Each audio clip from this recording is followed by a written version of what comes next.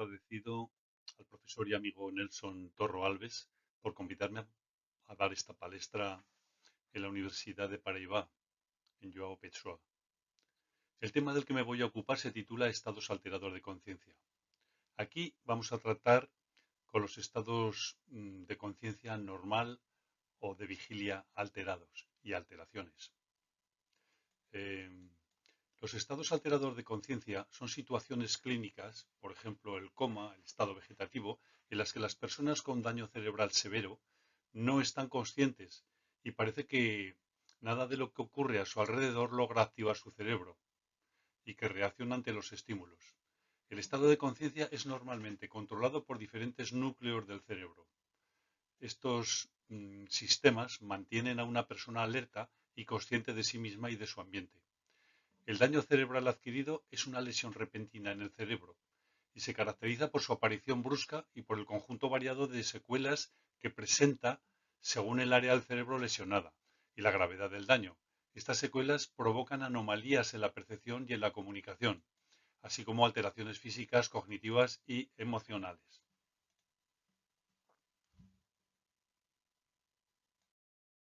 Ahora vamos a ver una caracterización de la consciencia, aunque nadie sabe exactamente qué es. No obstante, hay numerosas teorías, pero ninguna es universalmente aceptada. Con el término consciencia nos referimos a numerosos aspectos de nuestra actividad mental relacionados con el estado de vigilia, con la atención, con la percatación sensorial, etc. Según el empirista británico John Locke, la consciencia es un estado de la mente que consiste en darnos cuenta de algunas cosas que pasan dentro y fuera del sujeto, pero no de otras. De acuerdo con William James, es un proceso continuo, lo que llama él la corriente de consciencia, que gracias a la memoria y a la atención preserva la identidad personal. Es el conocimiento inmediato que un individuo posee de su existencia, sus actos y del mundo exterior. La conciencia requiere del uso de los órganos sensoriales. Se caracteriza por ser un estado mental privado, personal, subjetivo y cualitativo, que integra de modo unitario, de modo unificado, coherente y continuo, múltiples experiencias sensoriales. Primero, haré una breve referencia a la consciencia. El filósofo Ned Block, en 1995, diferenció dos tipos de conciencia. Por un lado, la conciencia P, o fenoménica, la subjetividad, o la experiencia subjetiva. Se refiere a cómo una persona interacciona directamente con el mundo, experimentando con los objetos del mundo, mediante los exteroceptores. ¿Cómo entendemos las cosas? ¿Qué es lo que nos parecen? Desde un punto de vista subjetivo. Ser consciente supone sentir el mundo en el propio cuerpo, experimentarlo subjetivamente, de modo vívido, aquí y ahora. Los filósofos llaman a estas sensaciones que experimentamos qualias y son irreductibles a descripciones verbales. Inefabilidad.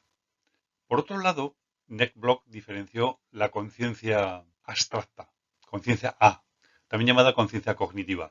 Es el conocimiento reflexivo del contenido de nuestros estados mentales. La conciencia cognitiva incluye dos modalidades. Por un lado, la conciencia reflexiva. Por otro, la conciencia de acceso. La conciencia reflexiva alude a la conciencia de estar en un determinado estado mental y tener pensamientos acerca de dicho estado mental.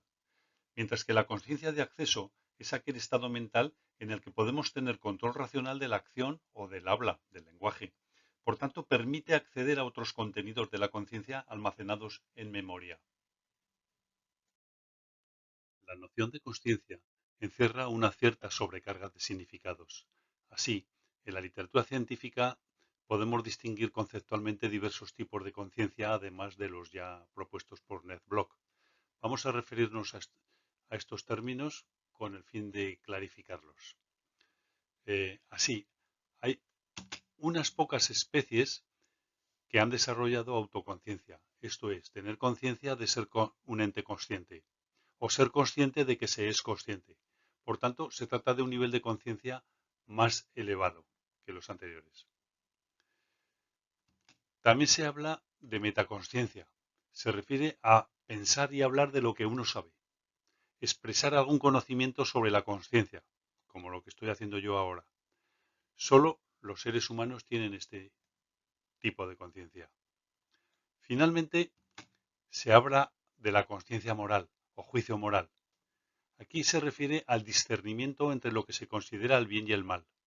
No solo es una rama de la filosofía o de la ética, también atañe a la psicología el tema de los dilemas morales, la noción de responsabilidad y, por tanto, el sentimiento de culpabilidad que puede generar la falta o exceso de responsabilidad, ya que todo ello puede generar estados mentales de serenidad o de paz interior o de depresión y otros trastornos psicopatológicos. Los principales núcleos cerebrales involucrados en la consciencia son el tronco encefálico o bulbo raquídeo con el sistema reticular activador ascendente, el tálamo y el hipotálamo, la corteza cerebral o córtex y las conexiones corticotalámicas y corticocorticales. Un estudio del investigador Emiliano Brunner sobre el precuneus, situado en las áreas parietales profundas, indica que este núcleo es clave en la evolución cerebral del Homo sapiens. Parece ser uno de los principales centros de integración de nuestras redes neuronales. Se involucra en procesos asociados a la memoria e integración visoespacial. Las funciones cognitivas asociadas al precuneus contribuyen a integrar las informaciones cerebrales con las informaciones ambientales, es decir, externas. Y representa, por tanto, un nodo importante para los procesos que generan autoconciencia y mente. Queda por evaluar si tales variaciones morfológicas del precuneus pueden estar asociadas con variaciones en las capacidades cognitivas. El precuneus tiene tipos de células diferentes de las de otros primates. Además, cumple un papel fundamental en los procesos asociados a la inteligencia, relacionadas con las capacidades de simulación y de imaginación. En la misma área se localizan también los primeros síntomas de la enfermedad del Alzheimer. Durante el estado consciente por omisión o en vigilia, estado by default, se activan tres regiones principales del cerebro. En primer lugar, la corteza prefrontal medial. Por otra parte, la corteza parietal lateral y el denominado precuneus.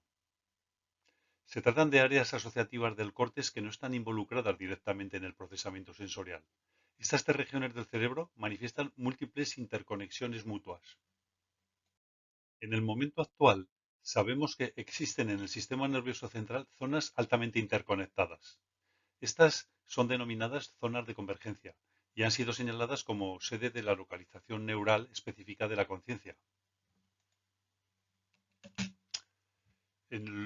Los núcleos cerebrales involucrados en la conciencia en este estado drowsy o somnoliento son el tronco encefálico o bulbo raquídeo, el tálamo y la corteza cerebral, y recordando que el tálamo opera como un regulador de la actividad cerebral participando en las principales funciones cerebrales.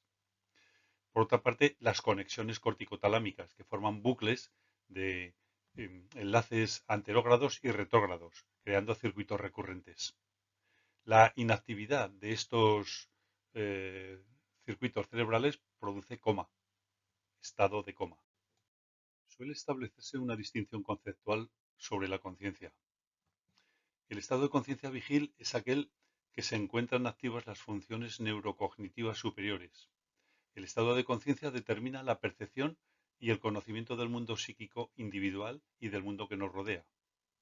El estado de vigilia es un estado consciente que se caracteriza por un alto nivel de actividad, en especial en relación al intercambio de información entre el sujeto y su medio ambiente. Es frecuente oír esta diferenciación conceptual entre ser consciente, percatarse, lo que podemos llamar awareness en inglés, que se refiere al contenido de la consciencia. Por otra parte, estar consciente se refiere al nivel de activación cortical, al arousal o consciousness. Este nivel se puede medir mediante electroencefalografía. Cuando una persona es aware de algo, puede sentirlo, simplemente sentirlo sin saber exactamente qué es. Cuando alguien se vuelve consciente de algo, significa que tiene un conocimiento pleno de ello o tiene una comprensión completa de ello. En relación con la investigación sobre la conciencia, algunos filósofos, por ejemplo David Chalmers, han establecido la distinción entre el problema fácil, de soft problem, y el problema difícil, de hard problem. La actividad investigadora sobre el problema fácil trata de encontrar los mecanismos que hacen posible la conciencia, buscando los correlatos neurales de la conciencia, sean correlatos fisiológicos o cognitivos de la experiencia subjetiva consciente. Mientras que la investigación sobre el problema difícil trata de hallar una explicación a la cuestión de cómo un sistema físico, por ejemplo un ordenador, o un sistema fisiológico, un cerebro, puede causar experiencias subjetivas cualitativas, es decir, qualias. Es decir, cómo la fisiología inconsciente se convierte en psique consciente. Una ciencia de la consciencia debe explicar la relación causal exacta entre los estados mentales subjetivos y los estados cerebrales. La pregunta que se hacen los neurocientíficos es ¿cuál de sus componentes es necesario para producir una experiencia consciente particular? Los correlatos neuronales de la conciencia son el conjunto mínimo de circuitos neuronales y los mecanismos suficientes para una percepción consciente específica. Los investigadores asumen tres premisas. En primer lugar, por cada percepto consciente habrá un correlato neural. En segundo lugar, introduciendo un correlato neural se induce una percepción. Y en tercer lugar, inactivando un correlato neural se elimina el percepto. Aquí no trataremos el problema hard, el problema difícil de explanatory gap de la conciencia. Una manera de acceder al examen del cerebro en acción en sujetos en alerta, o sea, no anestesiados, consiste en el registro de potenciales evocados de electroencefalografía, lo que se logrará con una alta resolución temporal, pero baja resolución espacial. Así se elabora una cartografía cerebral, mapas, que señalan el locus cerebral de ciertas funciones cognitivas. Aquí vemos un casco a la izquierda de los usados para el registro de potenciales evocadores de electroencefalografía. Los potenciales relacionados con eventos se obtienen registrando la actividad cerebral de una persona mientras realiza una tarea cognitiva, una tarea que requiere inteligencia. De este modo quedan grabadas, es decir, registradas, las señales que transmiten los circuitos cerebrales cuando comunican información de un área cerebral a otra.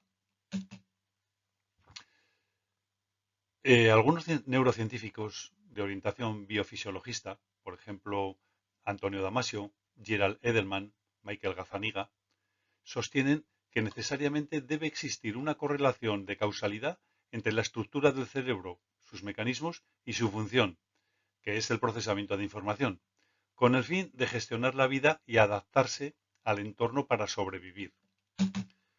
Por esta razón, tratan de buscar esa tabla de correspondencia psiconeurofisiológica. Estas señales u ondas electroencefalográficas son de diversos tipos, como los que aquí se muestran en esta diapositiva, y difieren en parámetros de la onda, frecuencia, amplitud y fase. Las mejor conocidas son las ondas gamma, que aparecen en los estados de máxima concentración, las ondas beta, que aparecen cuando resolvemos problemas, las ondas alfa aparecen en estado de relajación, las ondas zeta cuando estamos en un estado de somnolencia y las ondas delta o del sueño profundo. Adviértase que difieren cada una de estas ondas en la frecuencia y la amplitud, yendo las ondas gamma de 35 a 40 Hz, las beta de 14 a 35 Hz, las alfa de 8 a 1,4 Hz y las zeta de 4 a 8, las delta de 1,5 a 4. Más allá existen los estados alterados de conciencia, estado de estupor, obnubilación, mínima conciencia, coma, etc. Solo en el caso de muerte cerebral se produce 0 hercios de frecuencia. Esta diferencia muestra la muerte clínica y la parada cardiorrespiratoria. Veamos ahora las ondas del sueño. ¿Qué ocurre en nuestro cuerpo cuando estamos durmiendo? Eh, el estado de sueño tiene una gran importancia porque en este estado tienen lugar procesos que preparan el cuerpo para afrontar el nuevo día. Nuestro organismo entra en un periodo de relajación muscular y descansamos. Ocurren procesos de consolidación de la memoria, la MLP, memoria a largo plazo, de regeneración de tejidos celulares, de plasticidad cerebral, etc. Además, pasamos un tercio de la vida durmiendo y un tercio del tiempo dormido lo pasamos soñando. Se diferencian diferentes fases o ciclos del sueño. Estos ciclos tienen una periodicidad de 90 minutos, es decir, venimos a tener entre 4 o 6 ciclos por noche. Tenemos sueño de ondas Z, ondas lenta, que el electroencefalograma marca en torno a 4 hercios, en las fases 1, 2, 3 y 4. Y, por otra parte, en la fase de sueño REM, movimientos oculares rápidos, o etapa de sueño paradójico, que dura unos 15-20 minutos cada periodo, hay alta actividad cerebral y soñamos. Tiene lugar bloqueo de músculos. Los bebés sueñan y tienen fases REM duraderas. Los mamíferos también sueñan. Los potenciales relacionados con eventos han sido descritos como patrones de actividad neuronal asociados con determinadas tareas cognitivas que dan lugar a intercambios de información en el cerebro. Componentes que han alcanzado gran importancia, potenciales evocados endógenos, son el N100, N200, N400, negativos. Y en cuanto a los positivos, la P200, P300. Por otra parte también la slow wave o onda lenta, el RP, Readiness Potential o potencial de disponibilidad, y la variación contingente negativa. Voy a describir dos de ellos. La variación contingente negativa se caracteriza por un cambio lento del potencial negativo que tiene lugar al asociarse dos estímulos sucesivos. Aparece hacia los 400 milisegundos tras la presentación del estímulo y parece relacionado con la complejidad de la tarea, así como con la relevancia del estímulo para el sujeto. Por otra parte, el componente endógeno P300, componente positivo esta vez, se caracteriza por tener una latencia de unos 300 milisegundos y una amplitud de onda media de 7 microvoltios. Se suele localizar en las zonas parietales y tiene que ver con la probabilidad de aparición del estímulo y con el significado. Finalmente me voy a referir al componente N100, otro componente negativo. Este es sensible a los cambios en las propiedades físicas de los estímulos. Por ejemplo, cambios de intensidad, en la modalidad visual o en la auditiva, y lo promueven tareas atencionales.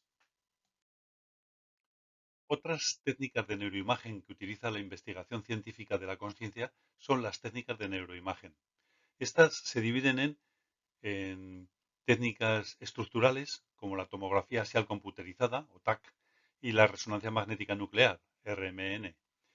Las técnicas de neuroimagen funcional, se refieren a funciones cognitivas, son la tomografía por emisión de positrones, o TEP, o PET en inglés, la tomografía computerizada por emisión de fotones simples, o SPET, y la resonancia magnética funcional, RMF.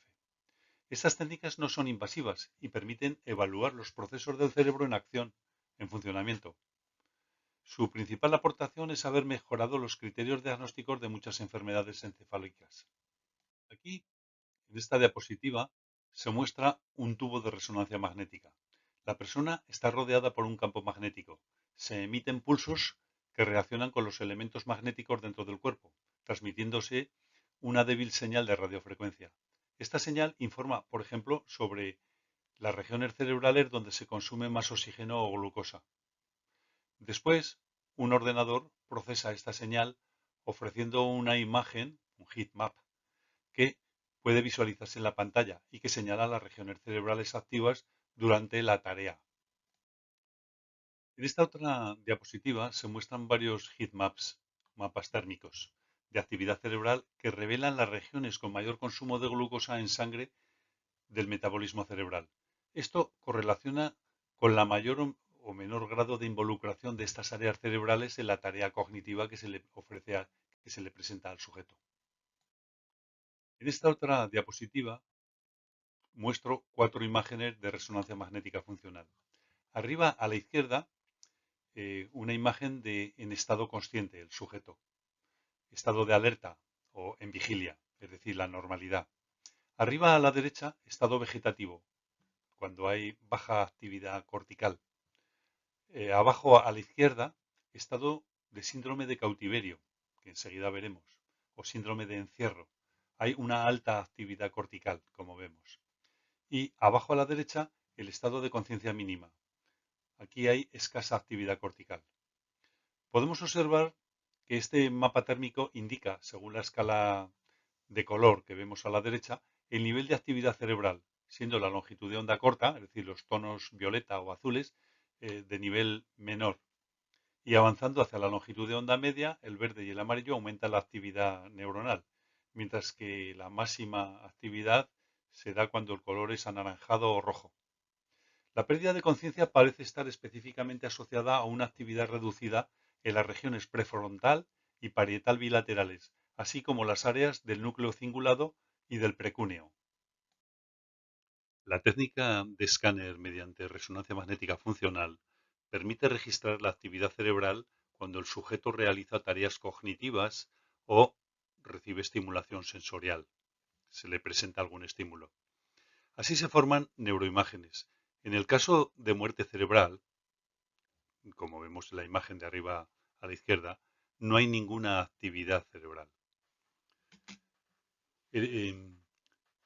No obstante, estas 4 imágenes que siguen van a mostrarnos pues diferencias en consumo de glucosa, en actividad cerebral, por tanto, en diferentes estados alteradores de conciencia. Así, abajo a la izquierda vemos el estado vegetativo, mientras que arriba a la derecha vemos el estado de mínima conciencia, que zonas del cerebro están activas, como hemos visto antes coinciden, de alguna manera, y finalmente el estado sano, el estado de vigilia o estado de alerta. Es preciso señalar que también en los estados alterados de conciencia hay ausencia de actividad neuronal en el precúneo y también que incluso en estados sedados con anestesia hay una reducida, una baja actividad tálamo-cortical.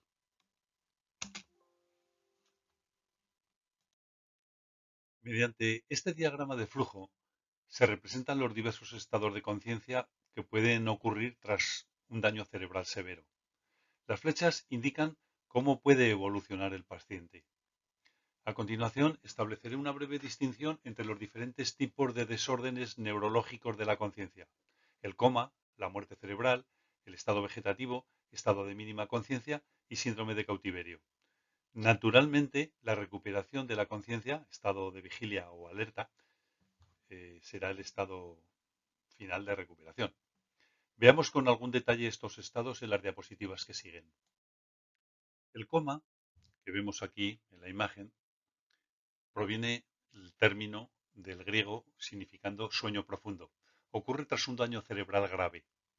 Suele ser causado por traumatismo cráneoencefálico, accidentes cerebrovasculares, anoxia, ataque cardíaco, intoxicación con dióxido o monóxido de carbono, asfixia por inmersión, envenenamiento, coma etílico por exceso de alcohol, etc. En clínica se define como una pérdida prolongada de la capacidad para ser despertado y no dar señales de conciencia. Los clínicos requieren que este estado dure 1 hora o más. En otro caso, no lo consideran coma. El electroencefalograma de los comatosos difiere de una línea plana. Fluctúa a ritmo regular, aunque con una frecuencia muy baja, por debajo del hercio. Aquí os muestro un registro en el que podemos observar diversos canales de electroencefalografía que corresponden a estados de muy baja actividad cerebral, por debajo del medio hercio. El coma después de una parada cardiorrespiratoria. En este estado los sujetos no tienen conciencia de estar en el mundo. Mientras que en este otro registro electroencefalográfico vemos diversos canales de electroencefalografía que corresponden al estado de muerte cerebral, es decir, un encefalograma plano, 0 hercios. Con base en esta evidencia se hace la diagnosis de muerte clínica según el criterio forense. La mayoría de los países identifican la muerte cerebral con la auténtica muerte. La muerte cerebral se caracteriza por una ausencia total de reflejos del bulbo raquídeo, con un electroencefalograma plano e incapacidad de respiración por parte del sujeto. Esto lleva a la diagnosis de muerte clínica según el criterio forense, como hemos dicho. La muerte cerebral se distingue del coma en que los comatosos se atragantan cuando se estimula la garganta, el reflejo de deglución, y sus pupilas se contraen ante la luz de una linterna, reflejo pupilar. El trayecto de recuperación de un comatoso. La transición del coma al estado vegetativo viene marcada por el hecho de que el paciente es capaz de abrir los ojos espontáneamente, aunque hay ausencia de actividad motora voluntaria. El paso del estado vegetativo al estado de conciencia mínima está marcado por la observación del comportamiento voluntario que se puede ver, uno, porque el sujeto es capaz de seguir órdenes simples. En segundo lugar, porque puede dar respuestas gestuales o verbales de tipo sí o no. En tercer lugar, porque es capaz de hablar de modo inteligible. Y, en cuarto lugar, porque muestra actividad motora, reaccionando ante estímulos relevantes, a menudo estímulos emocionales. También puede hacer movimientos oculares o de búsqueda de fijaciones de la mirada sostenidas. La salida del estado de mínima conciencia está señalada por el hecho de ser capaz de comunicación funcional o de manipulación de objetos de uso frecuente. En el caso de síndrome de cautiverio, el paciente tiene la cognición intacta, con déficit motor casi completo, que solo permite la comunicación codificada por el ojo. En este otro diagrama se muestran los diferentes estados de conciencia. Adviértase que el eje horizontal, el eje de abscisas, indica el arousal o nivel de vigilancia, estado de alerta, mientras que el eje vertical, eje de ordenadas, indica el grado de awareness o estado de autoconciencia o de percatación. En el origen se localiza la muerte cerebral y en las localizaciones próximas a este origen, el coma y el estado de anestesia general. También se pueden observar las localizaciones del estado vegetativo, del estado de mínima conciencia y del síndrome de cautiverio. Estas fotografías corresponden a una paciente recuperándose de un estado de coma, saliendo del coma. En la primera foto, arriba a la izquierda, la paciente está en coma. Arriba a la derecha, comienza a abrir los ojos cuando el médico se lo ordena. Pasa a estado vegetativo y después en las sucesivas imágenes se ve que progresivamente pasa a estado de mínima consciencia. Veamos ahora una breve descripción del estado vegetativo, llamado también vigilia sin respuesta. El paciente está como un vegetal. Así puede persistir durante varios años. El paciente respira de manera espontánea y cuando se lo alimenta de modo artificial no muere, ya que responde en las funciones del sistema nervioso autónomo. Si el estado vegetativo dura menos de un mes, se describe como estado vegetativo transitorio. Transcurrido un mes desde el inicio, se habla de estado vegetativo persistente. Después de un año, se declara estado vegetativo permanente. Tengas en cuenta que la esperanza de vida matemática en promedio es entre 2 y 5 años. Y ahora veamos otra breve descripción del estado de mínima consciencia. Estos son pacientes que apenas están conscientes, que pueden comunicarse, pestañeando, diciendo sí o no y moviendo la cabeza. Pueden seguir un espejo con los ojos, también pueden sonreír, llorar, incluso pueden expresar emociones.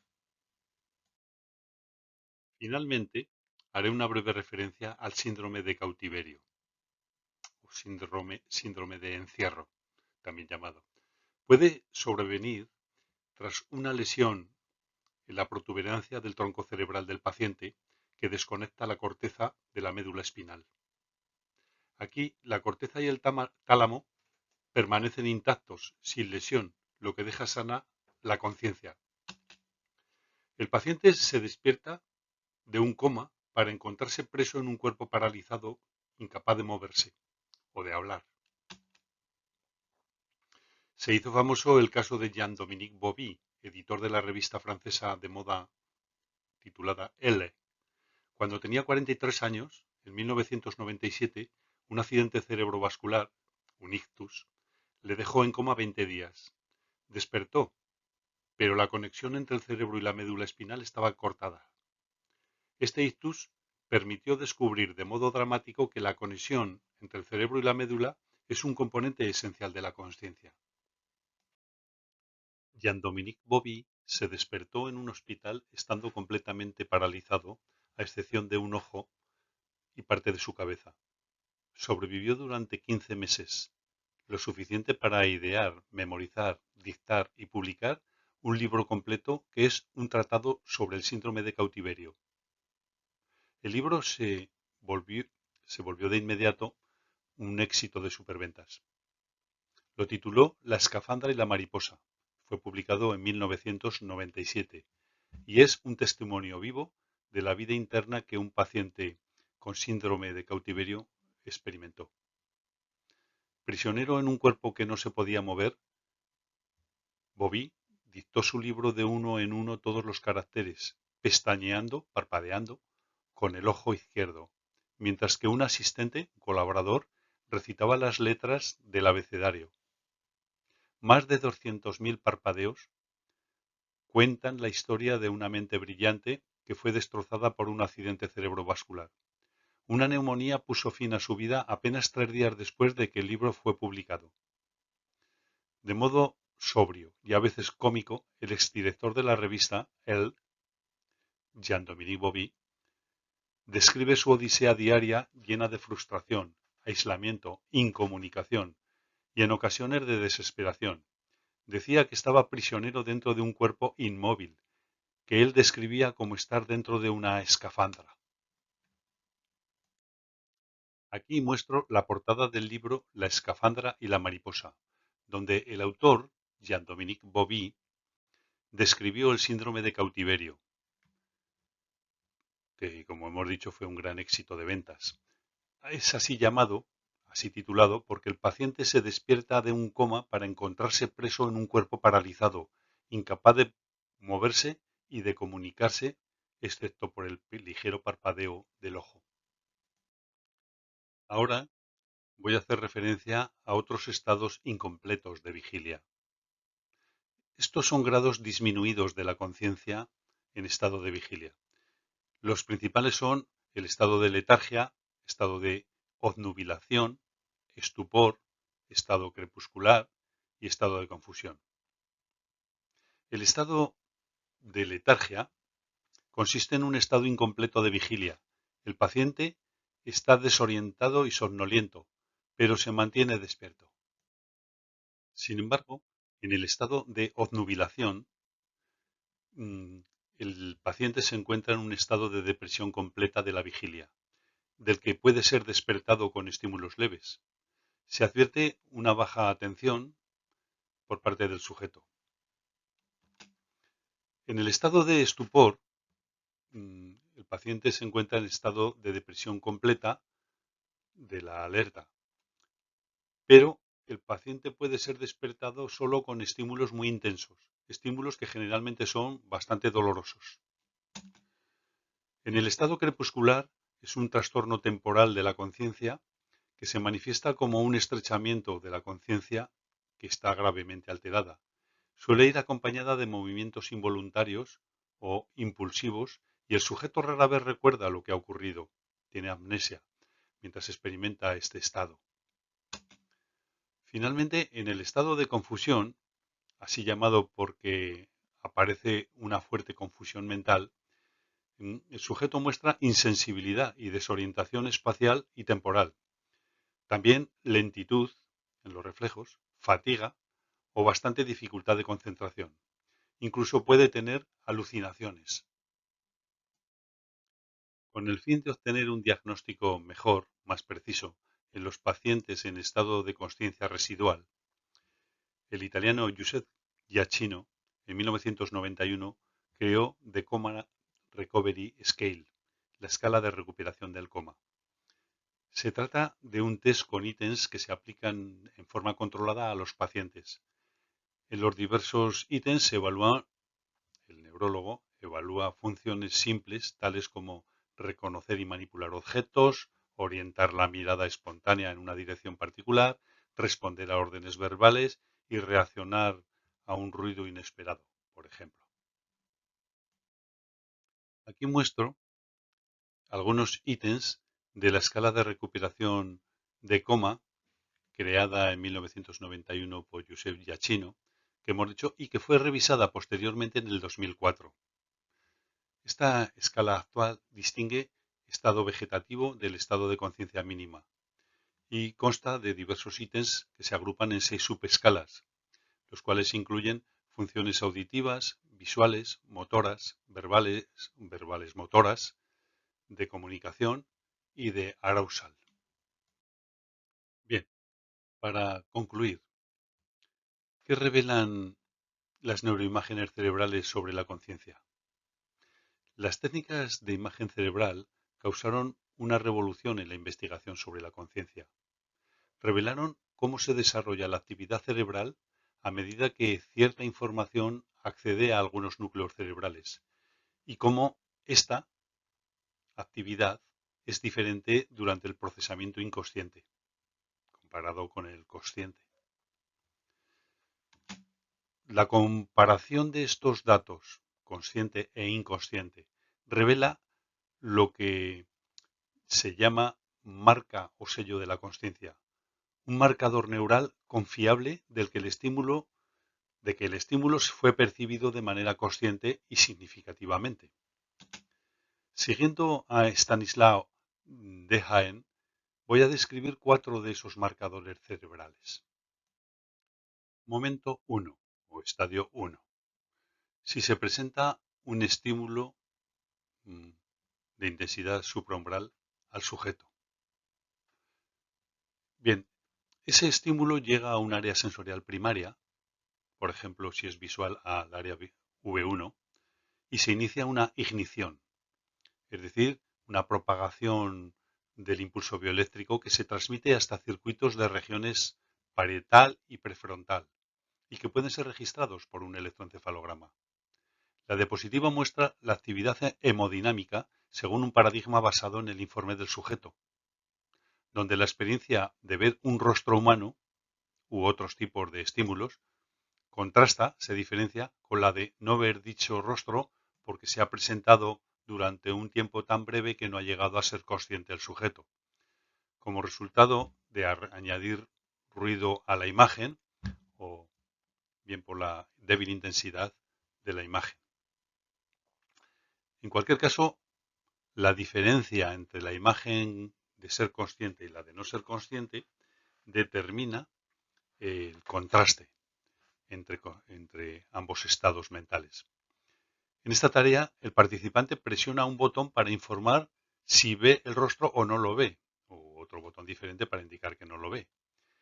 La técnica permite aislar las regiones del cerebro involucradas en el reconocimiento facial consciente y es un correlato de la conciencia de contenido específico. Veamos qué ocurre en el momento 2, M2. El potencial evocado de electroencefalografía, que denominamos P300, señala el acceso consciente del cerebro del sujeto al reconocimiento facial del rostro. Esto ocurre 300 milisegundos después de la activación de circuitos en las áreas parietal y prefrontal. El gráfico de la izquierda nos muestra el registro electroencefalográfico del P300 bajo 2 condiciones de prueba. Cuando se presenta un estímulo relevante, por ejemplo un rostro humano, familiar o de interés para el sujeto, versus cuando se presenta un estímulo no relevante, por ejemplo un árbol, una mesa, una roca, etc. El gráfico de la derecha, por el contrario, nos muestra el registro electroencefalográfico del P300 bajo otras 2 condiciones de prueba distintas, con estímulos novedosos, estímulos raros, de baja frecuencia, inusual, comparado con estímulos frecuentes, estímulos de alta frecuencia o habituales para el sujeto. Veamos ahora el momento 3. Una característica importante del funcionamiento del cerebro es el procesamiento en paralelo de distintas propiedades de un mismo estímulo por diversas áreas corticales. Esta distribución de la información depende de la especialización de las redes neuronales locales. Aquí surgen varias cuestiones de interés. ¿Por qué se generan oscilaciones rápidas o de alta frecuencia? Por ejemplo, ondas gamma de más de 40 hercios. En los circuitos talamocorticales se producen este tipo de ondas. El reciente y gran interés por las oscilaciones rápidas se debe al extenso número de estudios que describen la presencia de estas ondas gamma cuando la tarea requiere un aumento de nivel de atención o durante la respuesta a un estímulo sensorial óptimo. El problema de la integración, por otra parte, el binding, consiste en determinar cómo el cerebro integra de forma continua y apropiada la actividad simultánea entre distintas áreas del cerebro, por ejemplo, área sensorial y área motora, o área visual y área auditiva. Aquí surgen otras preguntas específicas con respecto a esta cuestión. ¿Cómo se integra la información de distintas modalidades sensoriales para producir una percepción única y continua de la realidad? ¿Cómo se integra la percepción sensorial con la actividad motora para que sea coordinada de forma apropiada? La respuesta a estas cuestiones es que el soporte del binding, de la integración de información, parece ser la generación de oscilaciones rápidas en la frecuencia gamma y los disparos neuronales de estas neuronas en sincronía. Aquí, en el momento 4, se muestra una sincronización de intercambios de información entre regiones cerebrales distantes. Es decir, forman bucles de larga distancia con anteropropagación, propagación hacia adelante del impulso neural, y retropropagación hacia atrás. Actualmente se hipotetiza que tales conexiones neuronales de larga distancia pueden ser el soporte del espacio de trabajo neuronal global. El premio Nobel español Santiago Ramón y Cajal, destacado histólogo y neuroanatomista, quien ya practicó una disección del cerebro humano en el siglo XIX, señaló cómo las neuronas corticales piramidales gigantes enviaban sus axones a regiones muy distantes del cerebro, por ejemplo, del área occipital a la dorsoparietal y de allí a la prefrontal. Hoy en día sabemos que estas proyecciones de larga distancia transmiten información sensorial a una red densamente conectada en las regiones parietal, temporal y prefrontal del hemisferio derecho. Y que una lesión en estas proyecciones de larga distancia puede causar síndrome de negligencia espacial, una pérdida selectiva de la percepción visual de un lado del espacio, del campo visual. Esta diapositiva en concreto nos muestra la diferente interconectividad neuronal entre procesamiento subliminal y procesamiento consciente. Adviértase que el procesamiento consciente está más interconectados los dos hemisferios cerebrales, comparado con el hemisferio de procesamiento subliminal, de imágenes por debajo del umbral de consciencia. En este libro, que escribí yo mismo y fue publicado en 2017 en editorial Pirámide de Madrid, España, titulado La consciencia, la interfaz polinómica de la subjetividad, podéis ampliar ideas respecto a la investigación empírica de la conciencia. Una introducción al tema, pues, de las relaciones cerebro, mente y conciencia. Muchas gracias por vuestra atención. Y esto es todo lo que tenía que decir hoy. Intencionalmente no he querido tratar aquí esos otros estados alterados de conciencia, por ejemplo, causados por ingesta de drogas, como son el peyote, la ayahuasca, la mescalina, las anfetaminas, el ácido lisérgico, la dietilamida del ácido lisérgico, el LSD, etcétera, o otras sustancias psicotrópicas o narcóticos como son los hongos del género psilocybe. Muchas gracias por su atención. Muito obrigado per la vosa atención. Para más detalles o ampliación del tema, consultar el libro que a continuación os describo.